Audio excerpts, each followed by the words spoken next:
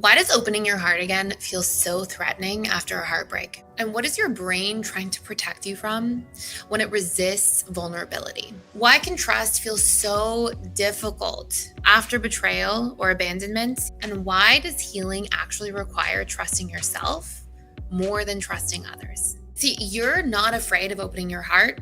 You're afraid that if you do, it will break in the exact same way that it did before. And I know this is painful to think about, and I know that it stings. But after working with thousands of people who are going through healing their relationship patterns and their pain from past experiences, one of the most common things people discover is that the fear of love is rarely about the future. It's about the brain trying to protect you from instead reliving the past. And in this video, we're going to talk about a few things. We're going to talk about why reopening your heart can feel so scary and so painful after difficult relationships, how your brain tries to protect you from repeating the same emotional wounds over and over again, why certain relationship patterns keep showing up again and again, and how you can rebuild trust in yourself so that opening your heart does not mean risking the same pain.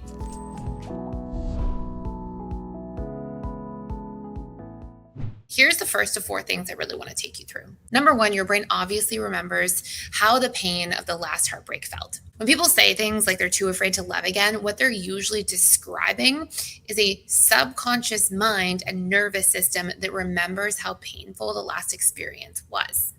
And the brain is wired to avoid repeating pain.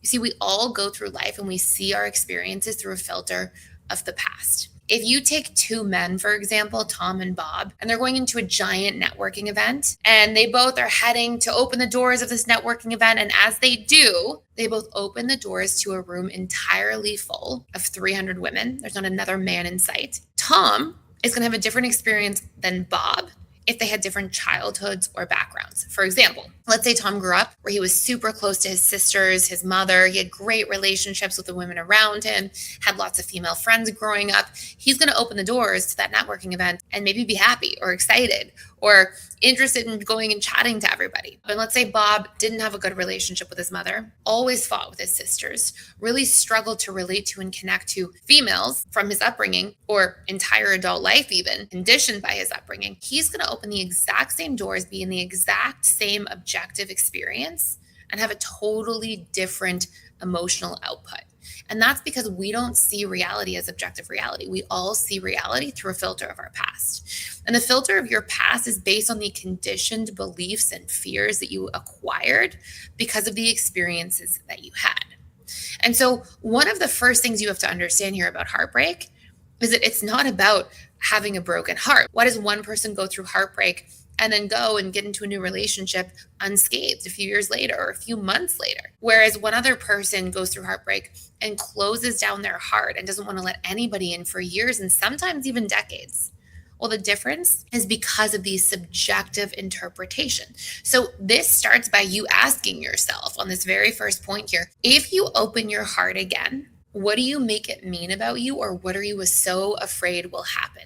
And when you start to actually investigate that, you'll see that you've got these stored wounds. You're afraid that I'm going to be rejected or betrayed again, or I'm going to be abandoned and alone, or I'm going to be in a situation where I'm chasing after somebody and earning my worth, and I just would rather not do any of that, is what most people say who keep their hearts closed. It's easier to literally park something and compartmentalize it than to often address it and work through it.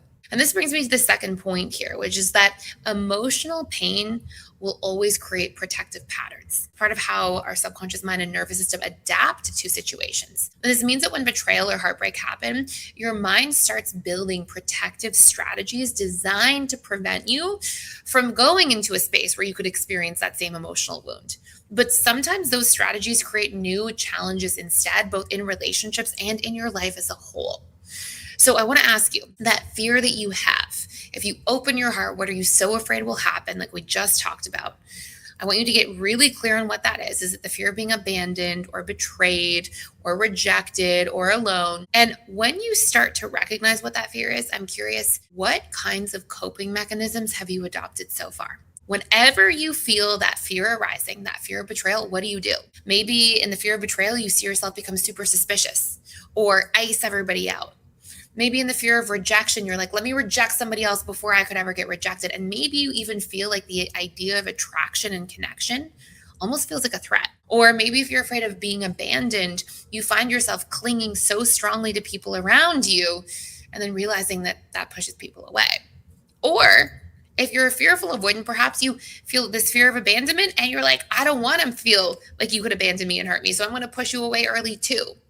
And what I want you to get really clear on here is that your wounds cause an output of behaviors. You do things that are literally you trying to protect yourself and cope from those wounds. And auditing and understanding those things about yourself gives you a measurable insight into what's happening at a subconscious level so you can stop repeating the same patterns. And then we have to go a step deeper.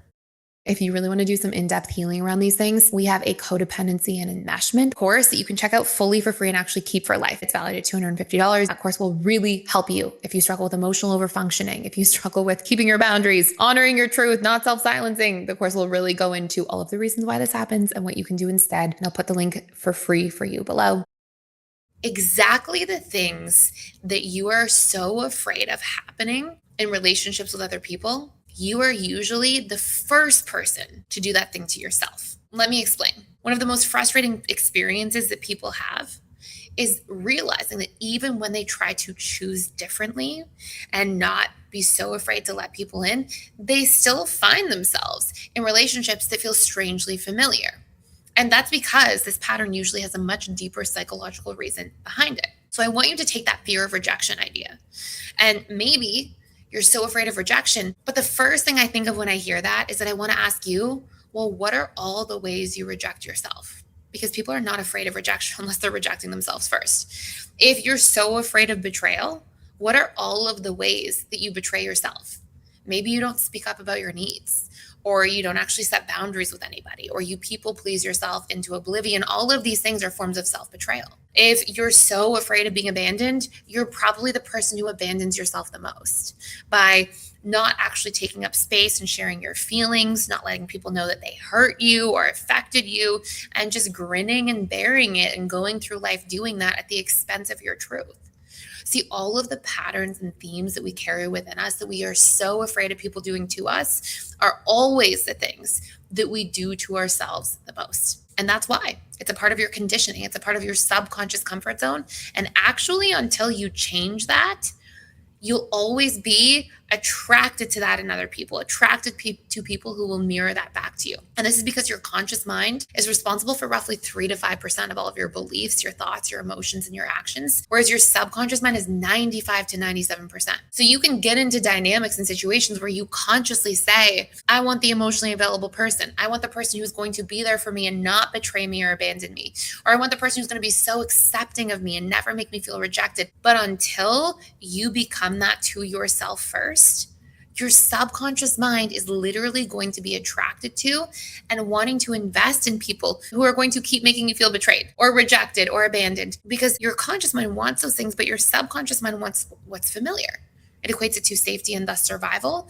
And you've been surviving this long, so your subconscious thinks these patterns are working. So your healing always starts with yourself. And this is part of the reason why trust feels so difficult. What many people discover during their healing is that the fear of relationships isn't always about trusting other people.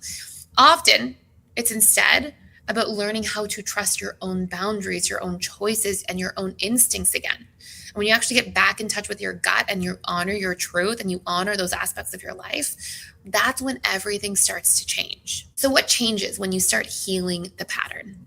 Well, when people start healing these attachment wounds and stop reenacting them over and over again on themselves, something really powerful starts to happen. Opening your heart stops feeling like such a risk and instead starts feeling like a choice that you can make safely. So I want you to take a moment and I want you to write down, what are your biggest fears? What are you so afraid of that if you open your heart, you are so sure other people are going to do to your heart? And I want you to really sit with, where do I do that to myself first? Because that's usually why you're so afraid. When we start changing and healing that pattern, everything else will start to shift accordingly. And if what we talked about in this video resonates with you, there's a good chance that some of these patterns are connected to your attachment style and your subconscious relationship programming. And the good news is that these patterns are learned. They are not permanent, which means they can also be rewired. And if you want to go deeper into understanding your attachment style and rewiring your core wounds and learning these practical tools to shift these patterns, that's exactly what we focus on in the personal development school. So I hope this was helpful for you. And I just want you to know that you are not alone in experiencing this. It is so normal to go through heartbreak and go through hard situations and, of course, close down. You're just doing the best you can with what you know to try to protect yourself and prevent hurt and pain. But often, the very thing we're trying to prevent can become a self-fulfilling prophecy until we learn to heal what's underneath. And I promise you it is possible to do that. And I'm here to support you on that journey. So I hope you subscribe to this channel and stick around because I put daily videos out here, and I will see you in the next one.